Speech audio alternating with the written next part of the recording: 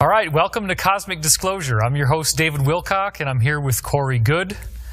And in this episode, we're going to get into some of the very interesting, controversial material that has come up consistently in the feedback that you've given us in the discussion forums here on the Gaia website.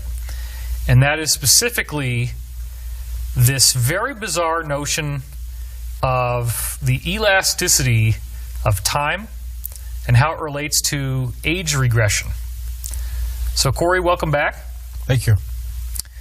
So, one of the things that people have stumbled over when they first look at your website is that you explained that you had a 20-year service record in the space program beginning in 1987, which would then lead them to believe that you would have been working until 2007, and at that time you came back to Earth, but then the timeline doesn't seem to line up based on the other things that you said you did and when you said you did them.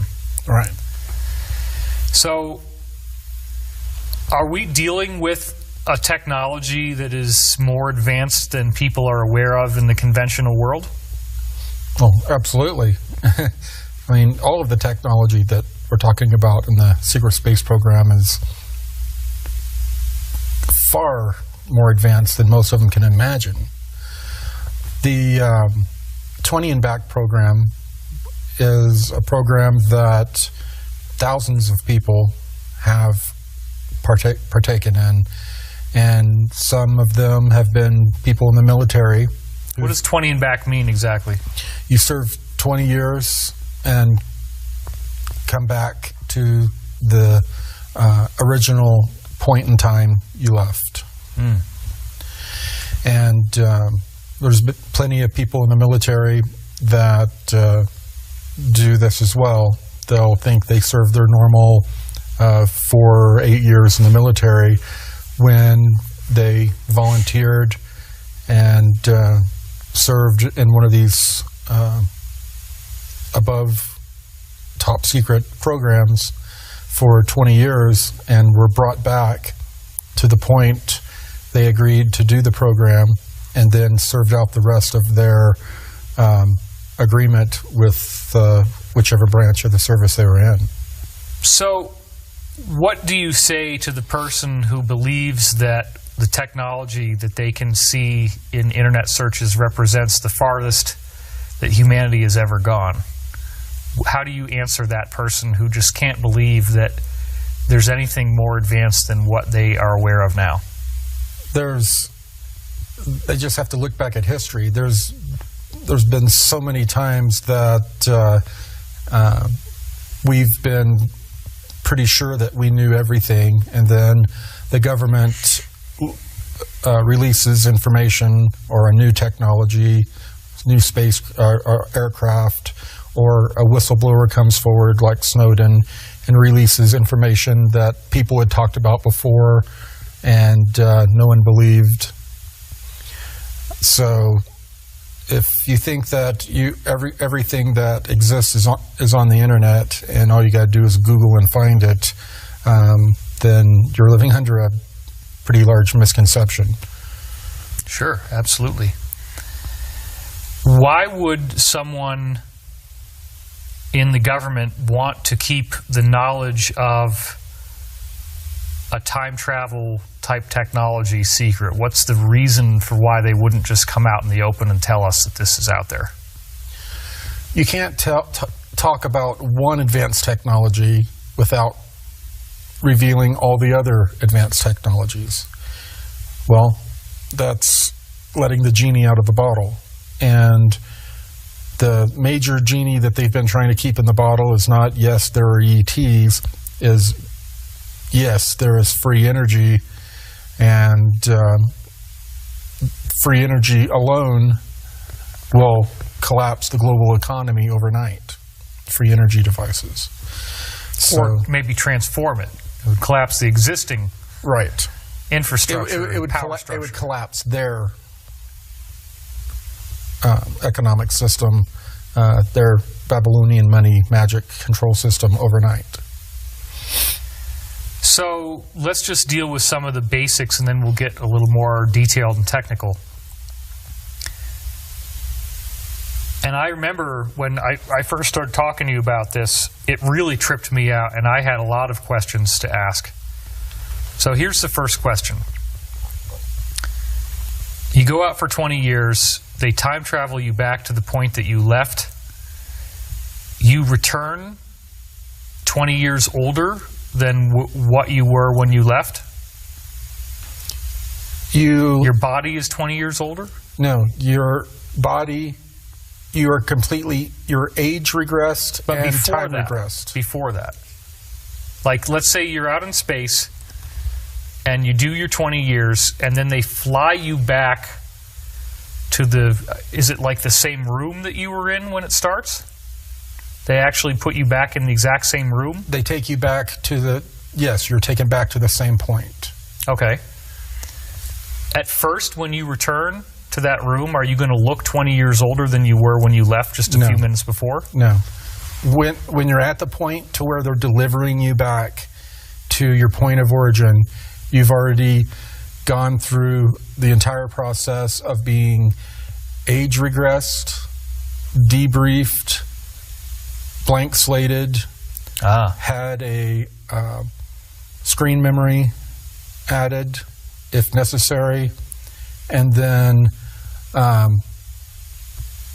regressed back to the point, and then they usually give you the largest number of people have screen memories of portaling in and out of their bedrooms, and that was one of the screen memories that they had given me. But what they had done is use the technology to tell me to leave my house, and they picked me up in a van. So a lot of people still have that screen memory of thinking that a light opened up in their room and they were portaled out of their room. We discussed voice of God technology. Is that the technology that would be used to get somebody to leave their house to go get picked up in the van in this case? Right. Okay. Okay, so you're saying that before you get returned to the room that you left from, you've already been through some sort of age regression procedure. Right. Let's just talk for a moment about what's happening there. So you're saying, let's just walk through a hypothetical 20-year term of service. Did you only do one thing in your 20-year term of service in the space program? No. I worked on several programs. I was transferred around to work on several programs during it was just a little over 20 years. And at the end of that 20 years, I was told, your time's up, it's time to go back home. Then they took, in my case, I was taken back to the LOC. But wait a minute, is it normal for people to have different transfers and not just all have the same job for the 20 years? Yeah, usually they work different. It's just like if you're in the service, you're going to be transferred around, you're going to develop skill sets, their skill sets are going to evolve, and you're not usually going to be assigned the same duty on like the same vessel for the entire time. That makes sense, because otherwise people would get tired, burned out. So changing things up keeps it interesting. Right. Things get boring, and it's not as exciting as people think. It gets boring a lot anyway. Okay, so now you're saying that eventually they came to you and said that it was time to go back. Right. What was the last job that you had?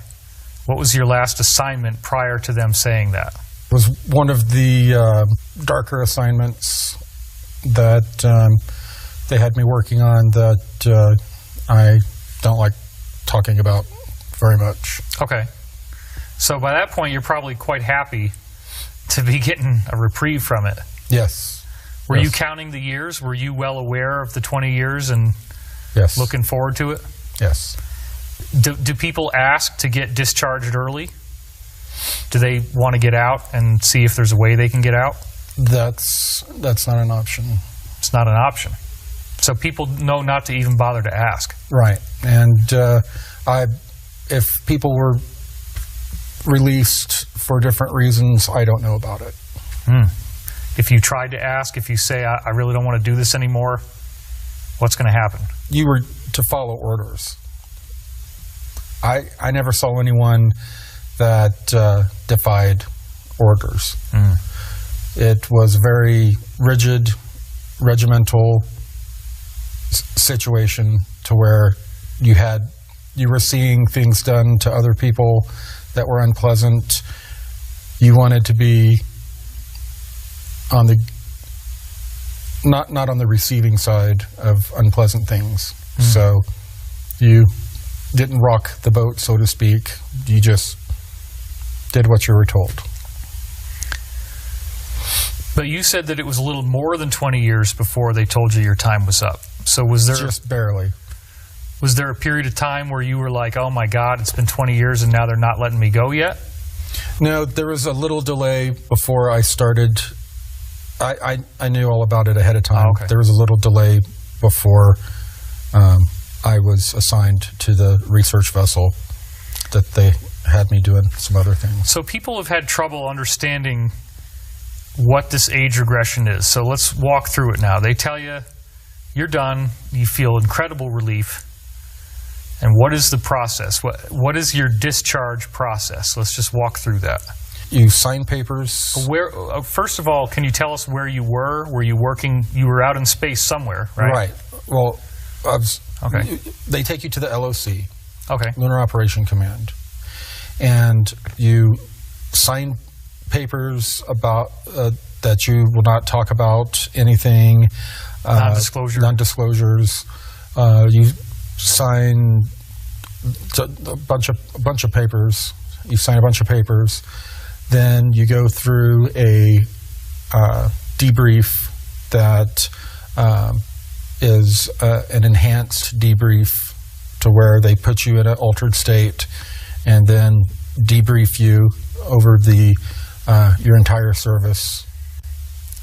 Is that some way that they're pulling information out of you almost like a computer hard drive, or where they're hacking your thoughts, or is this more of them getting you to verbally disclose your whole career history? You're verbally disclosing and confirming information they already know, while you're also hooked up to electronics that are monitoring and recording telemetry. What's the telemetry that they're getting? Why would they need to do that? I don't know. Is it like lie detecting? I don't know. Okay. For their use. So you kind of do a life review, and how extensive does it have to be? Do you have to talk through year by year, experience by experience, or just highlights? It was fairly detailed, unless they saw something they wanted to focus on and talk about. It was at the discretion of the person doing the debrief. In your own case, was there anything that they felt the need to focus on and spend more time talking about? Yes. Stuff that you don't want to tell us? Yeah. Okay. So you go through this debrief process. How long does it take in psychological time? How long did it feel like it took? The debrief, they were also doing blood tests, doing different things like that. It was probably 2 or 3 days spent at the LOC throughout the debrief and waiting process. There were other people going through it as well. Were you in the same room each time? Was it all in one room while you were actually going through the debriefing? The debriefing happened in one room, yes. Okay. But there were other people going through the same process at the same time you were. So in the room with you? No. So you had a private room? There were, let's say there were 100 people that had their time was up as well. Okay. We were all there as a group, and one at a time, we were all going through the process of rotating through, being debriefed, going through, getting shots, blood samples, that kind of thing, going through the process. So when you say the whole process was 2 or 3 days, that includes the social time, talking to these 100 people while they're going through it one at a time, and right. then the others are all hanging out. Right. We were all kept on the base for that time period, and we were instructed not to talk to each other about logistical stuff. And when you're doing debriefs, you're not supposed to, I guess, cross-pollinate or talk about. How do you make conversation and small talk with somebody? You spent 20 years in space. You get very good at it. You get very good at small what would you talk. talk about? Like stuff from before you went into space? Like cultural stuff from when you were still on Earth? No, I mean, you could talk about small talk stuff that happened in your daily life out there. Oh. But not operational information. Nothing specific about your mission or what you were doing? Right. Were you in a private room at this point, or did you have to bunk with other people when you were sleeping? In the LOC, at one point I was in a room with 4 people, but most of the time I was by myself. What would this room look like? How big was it? Did it have any furniture? Well, just 4 bunks. 4 bunks. All the rooms were real small. Oh. It's not like apartments or anything like that. It was... Any decor or anything that made it look nice, or was it just very Spartan? No, just 4 bunks, one above the other, real small, just big enough to get in, walk past each other sideways.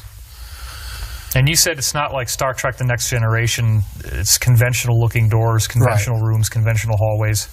Right. No windows, I assume? No. Okay. Yeah. So then you go through this debrief, and what happens next? What's the next part of the discharge? The next part, they take you down to the lower floors where all of medical is, where they have huge medical and science and medical area to where they can repair injuries and just do all kinds of things. And they take you to the area to where they do the age regression. And after they've cleaned up your injuries or healed a bad knee or things like that? No, they don't. No, they don't do any of that. What they But just, you had mentioned that they can do that. yes, that's where it's done. But they're not doing that for you as part of the discharge? Well, it's not needed because you're about to be regressed, Okay. age regressed to where you were. Any scars you have, any tattoos you have, are gone. Okay, well, let's walk through this step by step. Do you go into a separate room? Is there like an age regression room? Yes. Okay, so let's see what that looks like now. So you say it's a lower floor. You go in there, and is there a large area where you see all these different medical things happening, or are there like hallways with doors and rooms? It's like your typical pre-op room. You go into, like if you go into a hospital. Okay. You go in, you're sitting in a gurney, they come in, they talk to you, put you at ease, they tell you what's going to happen, that they're going to put you under anesthesia, that you're going to have to be kept totally static and in a induced coma for, I believe it was nearly a 2-week period. My goodness. And while you went through the process of them age regressing your body. So you're in a private room now with the door that's closed? No, this is like with the curtains. Oh, wow. So there there could be others from that group of 100 right. that you're going to actually be only separated by curtains. Right. In this larger operating room type looking area. Right. So And there's then, like heart monitors and beeping machines and technology like that around? No, they don't have to hook you up to that. All of that reads, your telemetry's read remotely without having to touch you. When you say you're on a gurney, it just looks like a hospital bed? It's not like some cool looking tube or anything they stick you in? It's just a hospital bed. Just a regular gurney. Really? Yeah. But they say they're going to immobilize you? Yes. And did they give you a reason for why? What happens if you're not immobilized? They say that you have to be kept totally immobile during the process. You can't have any twitching or any moving throughout the entire process. Wouldn't your whole body go into atrophy if that happens? Wow. Okay. So that's... Do they let you know this is going to be told to you in advance, or do they save it until right before it's going to be done so you don't get paranoid about it? No, you don't know anything about how the process works. I mean, they don't even tell you the details of how the process works. They just tell you, okay, we're about to administer medication. You'll start feeling sleepy. You'll be able to respond to our commands. Then we'll administer more medication, and then the next thing you know, you'll wake up and it will all be over. And once they had administered the medication to where... Do they have you catheterized so you can pee during these 2 weeks? I was not catheterized. Really? Right. Wow. I was... once they had me... I guess it was some sort of... anti-anxiety or something that got you... That makes sense. You know, real just calm and kind of loopy. And then they flatten out the bed. They come in and they start bringing these foam, like a frame thing around your body, and they slide your arm in them and close things around your arm that will keep you from moving around. Like nylon straps or something? Yeah, Velcro. Yeah. And they move you into another room, and this is where things are hazy for me, because I'm already heavily drugged.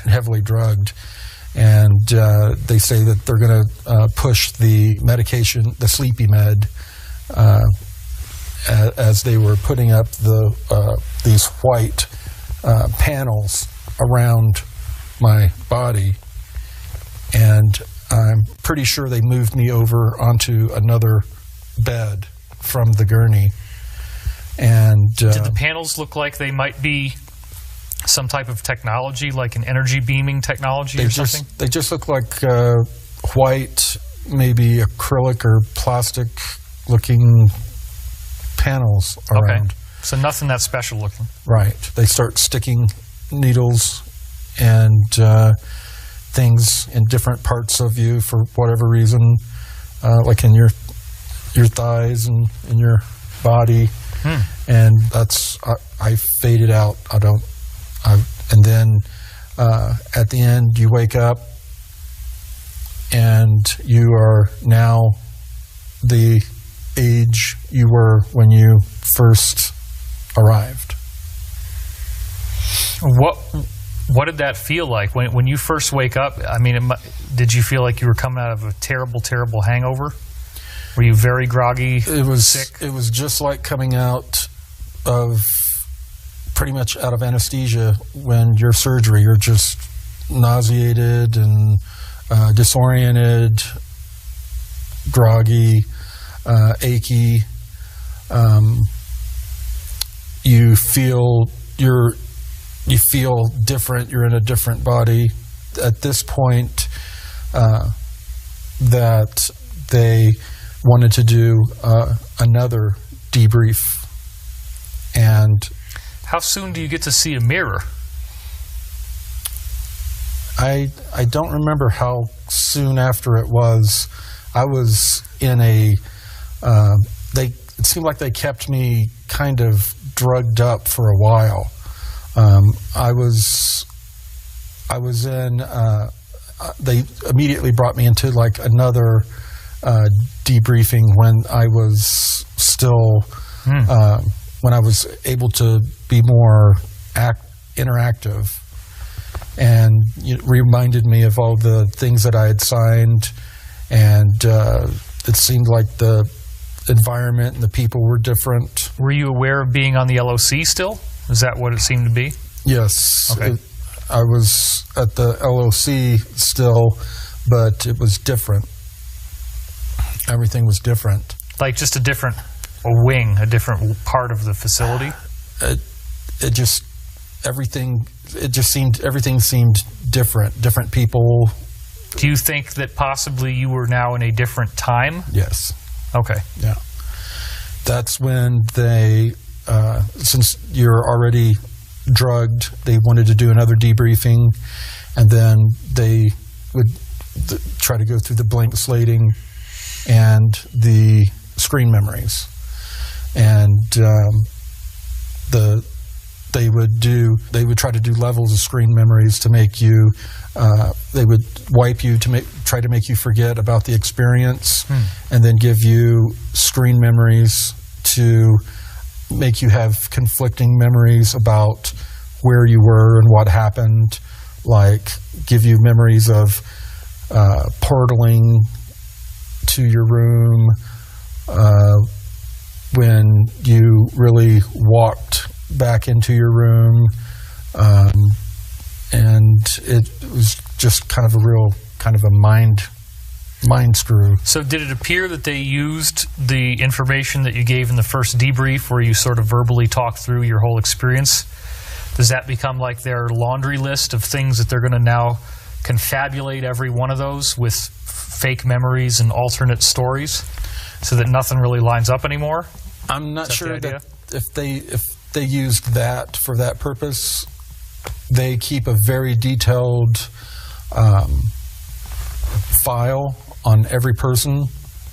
So part of the debrief is they're verifying information and compiling information on their files, making sure they have correct information on personality profiles, and I'm sure that the first debrief was for several different reasons, but the whole part of them getting you back home is meant to be a whole groggy kind of process.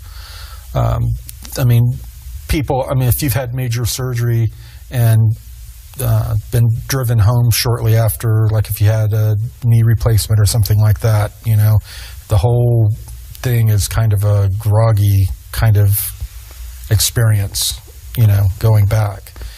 And when the blank slating started to wear off, as it always did on me, the screen memories were there kind of at first, and I had memories of being portaled in and out of my room, and then I had also memories of walking out to the car, out to the van.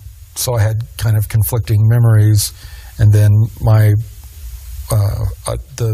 memory started kind of rushing back immediately back when I was that age. Do you remember? I mean, obviously, if you're working out there for 20 years, you're going to be seeing yourself in the mirror. Right.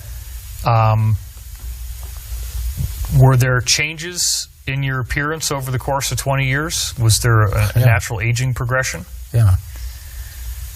So if you're all drugged out and just out of it, when is the first chance that you have to really notice what this procedure has done to you, or the change that has occurred? When you're back home the next morning and you get up out of bed and you're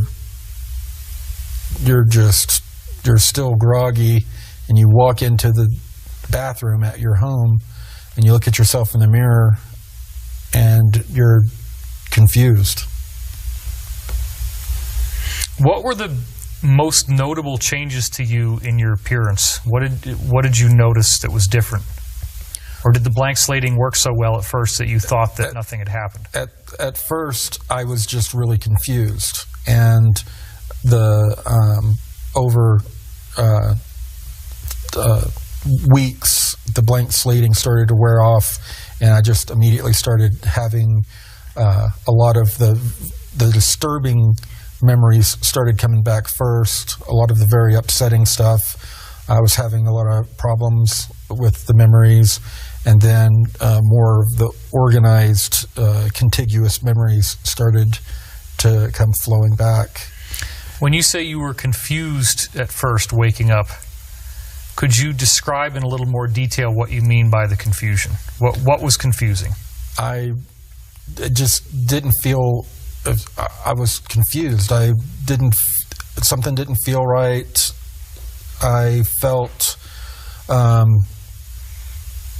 something felt out of place. I was nauseated. I was just, something felt like something had happened. I didn't. Something isn't connecting in your story here, which is you're in the LOC. You wake up after the regression.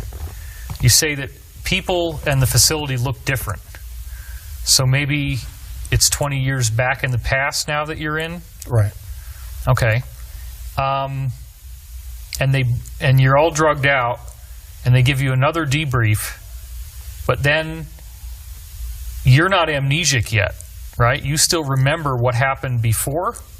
Or when you're under these drugs, are you just totally disoriented now? I'm totally disoriented, but I still know where I am, and okay. I basically know everything, but I'm blitzed out on drugs like they give you for surgery, anesthesia. So what happens between the second debriefing when you're blitzed out on drugs and then you being at home? How do they get you home? You're on the LOC, and then what happens? Well, I have a memory of walking back into my house, climbing back into bed, and going to sleep. And then I had a separate memory of being portaled into my room, climbing into bed, and going to sleep. Ah. And so there was a conflict there, and the screen memory, and then the memory of walking up the front of the grass of my house and in through the front door and into my house, and then going straight to bed, climbing into bed. And then the other memory that I walked in through a portal into my room. What happened? What's the last thing you remember in this second debrief? Did you end up losing consciousness again in the second debrief? Yes, I remember going into the debrief and them starting to re-go over information, and then that's all I remembered. So they may have given you more injections or some energetic something? So they did something. Okay. Yeah. So by the time you then... So you have this very foggy memory that they confabulated. Maybe it was a portal, or maybe you just walked into the house. But then it's when you wake up in bed that the procedure has now kind of run its full course. And you're waking up out of another very heavily drugged amnesia. Wait, this is when I'm home now. Yeah. Right? Yeah, okay. Yeah. Confused there. Yeah. Yeah, so I wake up, when I wake up at home, I wake up and... You know, I'm at home, and I don't immediately have a memory of those other 20 years, but I'm still kind of confused, and something feels not right. And something just didn't feel right from the beginning. Now, you've said this in other episodes, but I think it's really important to mention it again in this one. They promise you when you do this 20 and back that when you come back, you're going to have a real cushy salary and all these benefits for all the service that you've done. Yeah, that you'll get free college, you'll have six-figure year, you'll live comfortably for the rest of your life. But they don't plan on honoring that, because they plan on erasing your memory and then just putting you off on your own, and keeping you under observation. Did you receive some form of payment while you were in the space program? No. Do various people have more money than others? No, there's no money. There's no money. So it's kind of like being a slave, or similar to, I guess, military service, where everybody basically just lives in the same bunks and has the same food, and you don't really get to have any possessions. Everything's provided. You don't, no one even has photos from home. You don't have anything. Are there any sentimental items you're allowed to have during the space program that you can bring from assignment to assignment? Like if there's an object that you decide you like, that you were able to maybe whittle something out of wood or something that you have for yourself? Are you able to keep that with you from assignment to assignment? People had little things that they kept, but usually you didn't have much room. You had a small little area to keep your couple changes of clothes, underwear, and the things that you needed, and that's all the room you really had. That's your whole personal space, other than the bed. Space came at a premium, and there wasn't a whole lot of space for personal stuff. And there was no way to smuggle stuff from home, so people didn't have a secret, deck of cards. They didn't have a picture of their mom and dad. Can you remember a specific example of someone you knew who had a sentimental item? There was like notes, letters written between people that ended up forming bonds and relationships, that kind of thing, that were in the program, but not any type of whittling or object like that. Okay. So it wasn't like somebody would sculpt something or have an art project or anything like that? Right. No musical instruments? No. Okay, so if they're not honoring these contracts and not giving people free college and tuition and six-figure-a-year jobs, then it must be that this technology works really well on most people. Yes. Yeah, it's like 3 to 5% of people that the blank slating, memory wiping, and screen memory technology just will not work on. They try and try and try, and the technology will not work on. A lot of the other people, the technology will work on for many, many years and then start to break down. And usually will not start to break down until after that 20-year period they served. Like, let's say that I didn't regain my memories. I wasn't an intuitive empath. I was an engineer of some sort. Around 2008, after that 20-year period that I would have served, people all of a sudden will start it'll start breaking down a little bit, some of the blank slating. Is everyone kept on surveillance so that they can monitor if that starts to happen? People are monitored, yeah. And as I said, when you're up there as well, you're completely cut off from all information from the planet. So, no internet, no radio, no TV. You can't come back with, who won the basketball or football game information, who won the elections. You don't know any of that information. You're totally isolated from any information on Earth. Right. Do they feel that would cause like a time paradox, some kind of problem, if that were to happen? I would assume that is why, when you're in this type of service, they will just tell you the rule.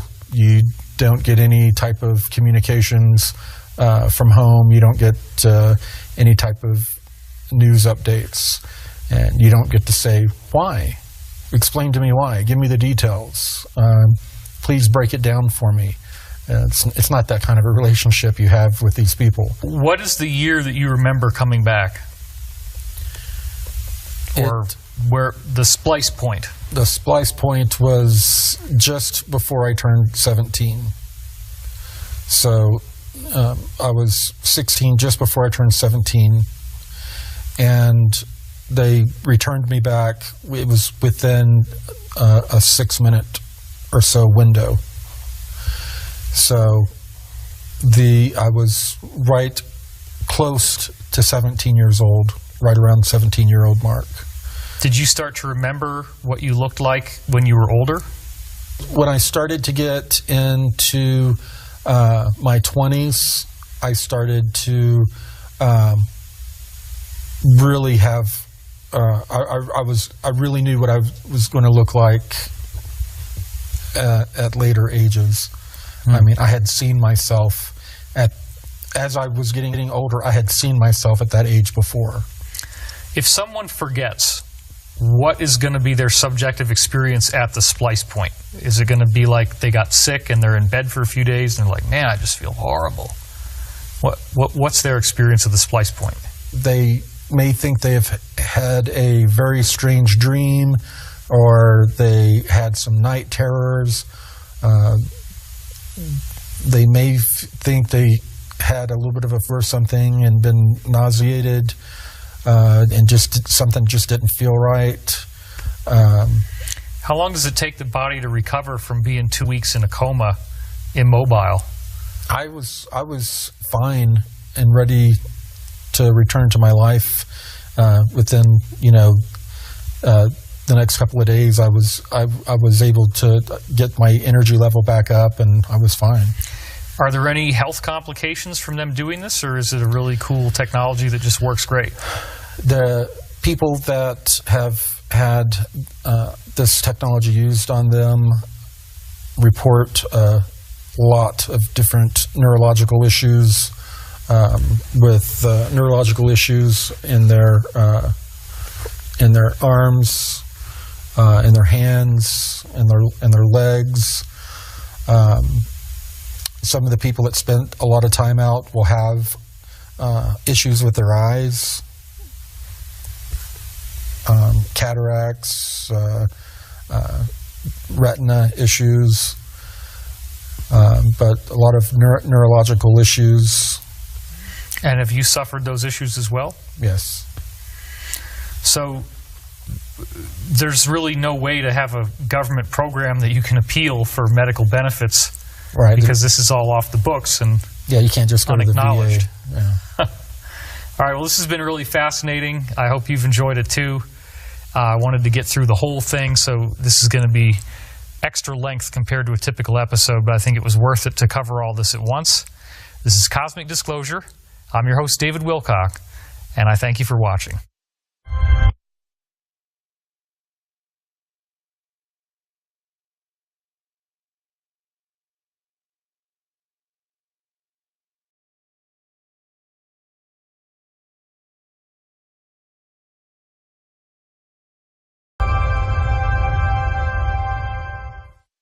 All right, welcome to Cosmic Disclosure. I'm your host, David Wilcock, and I'm here with Corey Goode.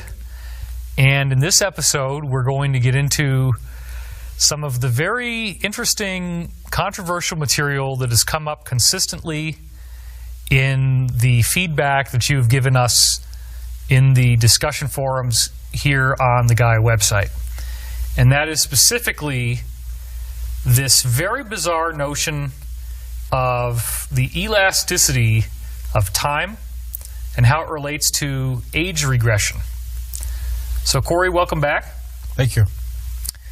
So, one of the things that people have stumbled over when they first look at your website is that you explained that you had a 20-year service record in the space program beginning in 1987, which would then lead them to believe that you would have been working until 2007, and at that time you came back to Earth, but then the timeline doesn't seem to line up based on the other things that you said you did and when you said you did them. Right. So, are we dealing with a technology that is more advanced than people are aware of in the conventional world? Oh, absolutely. I mean, all of the technology that we're talking about in the secret space program is far more advanced than most of them can imagine. The 20 and Back program is a program that thousands of people have partaken in, and some of them have been people in the military. What does 20 and Back mean exactly? You serve 20 years and come back to the original point in time you left. And there's been plenty of people in the military that do this as well. They'll think they served their normal 4 or 8 years in the military when they volunteered and served in one of these above top secret programs for 20 years and were brought back to the point they agreed to do the program and then served out the rest of their agreement with whichever branch of the service they were in. So what do you say to the person who believes that the technology that they can see in internet searches represents the farthest that humanity has ever gone? How do you answer that person who just can't believe that there's anything more advanced than what they are aware of now? They just have to look back at history. There's been so many times that that's letting the genie out of the bottle. And the major genie that they've been trying to keep in the bottle is not, yes, there are ETs, is, yes, there is free energy, and free energy alone will collapse the global economy overnight. Free energy devices. Or maybe transform it. It would collapse the existing right infrastructure. It would collapse their economic system, their Babylonian money magic control system overnight. So let's just deal with some of the basics and then we'll get a little more detailed and technical. And I remember when I first started talking to you about this, it really tripped me out and I had a lot of questions to ask. So here's the first question. You go out for 20 years, they time travel you back to the point that you left. Pretty sure that we knew everything, and then the government releases information or a new technology, new space aircraft, or a whistleblower comes forward like Snowden and releases information that people had talked about before and no one believed. So if you think that everything that exists is on the internet and all you got to do is Google and find it, then you're living under a pretty large misconception. Sure, absolutely. Why would someone in the government want to keep the knowledge of a time travel type technology secret? What's the reason for why they wouldn't just come out in the open and tell us that this is out there? You can't talk about one advanced technology without revealing all the other advanced technologies. Well,